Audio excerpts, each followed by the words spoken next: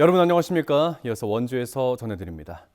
아카데미 친구들 국민고발단이 아카데미 극장 철거 과정에서 불법을 저지른 원광수 시장과 공무원 등에 대해 경찰이 무분별하게 불송치 결정을 내리고 있다며 경찰을 규탄하고 나섰습니다. 이들은 보존 집회 해산 과정에서 벌어진 공무원에 의한 폭행, 상해 사건과 내부 고발자의 폭로로 확인된 비서실의 여론조작 사건 등 혐의가 분명한 사건에 대해서도 경찰이 정당한 이유 없이 사건을 종결하고 있다고 비판했습니다.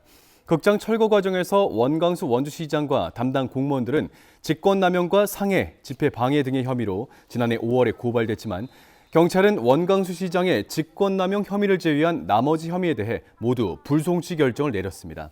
아카데미 친구들 국민고발단은 경찰의 불송치 결정에 불복해 오늘 이의 신청서를 제출했습니다.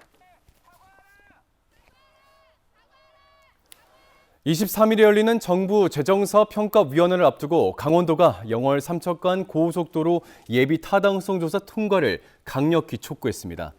김진태 지사는 기자간담회를 통해 제천과 영월 삼척 구간 고속도로가 아직까지 개설되지 못했다며 강원 남부권의 접근성과 지역 경제에 악영향을 미치는 가장 큰 원인이라고 지적했습니다. 해당 구간은 경제성 지표보다 지역 균형 발전의 논리로 접근해야 한다고 강조했습니다.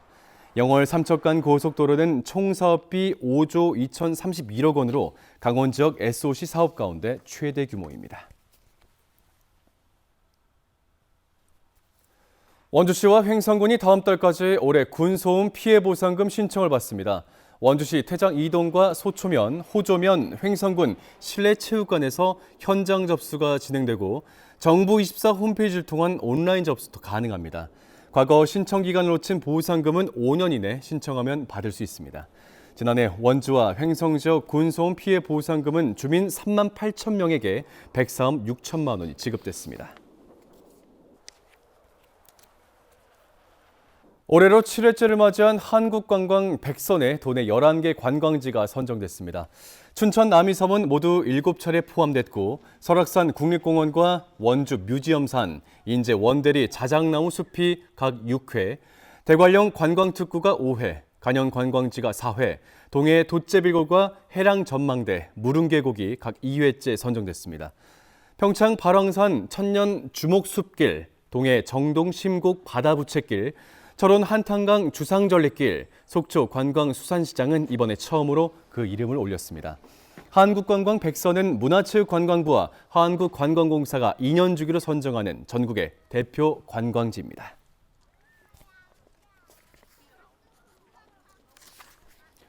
지난 18일 오전 9시 50분쯤 영월군 한반도면의 한 공장에서 60대 노동자 1명이 추락해 사망했습니다.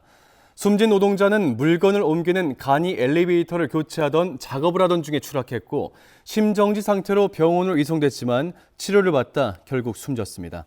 경찰은 사업주 등을 대상으로 중대재해처벌법 위반 여부 등을 조사하고 있습니다. 시 조부모 유고를 비닐하우스 태우고 빠 장사법 위반 등의 혐의로 기소된 60대 며느리에게 2심 재판부도 유죄를 인정했습니다.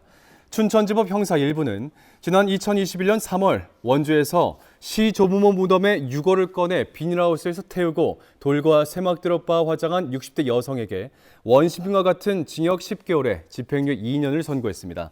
1심 재판부는 시어머니 뜻에 따라 위법하다는 인식 없이 범행한 것으로 보이지만 사건 과정을 해당 여성이 주도했다며 집행유예를 선고했고 2심에서는 위법성도 인식했던 것으로 판단해 원심을 유지했습니다.